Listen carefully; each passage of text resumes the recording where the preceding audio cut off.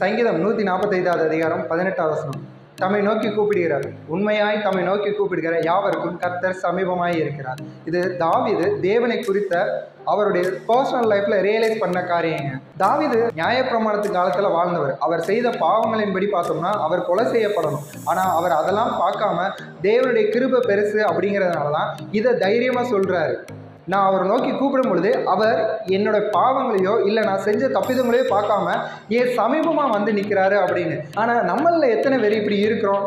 நம்ம செஞ்ச பாவங்களை, நம்ம செய்த தப்பிதங்களை நினச்சி நான்லாம் தேவன்கிட்ட போனோம்னா தேவன் எனக்கு பதில் கொடுப்பாரா அப்படின்னு தயங்கி நிற்கிறீங்களே. தாவீதைவிட அன்றைக்கி நம்ம பாவம் செஞ்சிட்டோம் இல்லை. அப்போ நம்மளுக்கு ஒரு தேவை, ஒரு கஷ்டம், இல்லை ஒரு நெருக்கம் அப்படின்னு வரும் பொழுது தேவனை தேடுவோம்.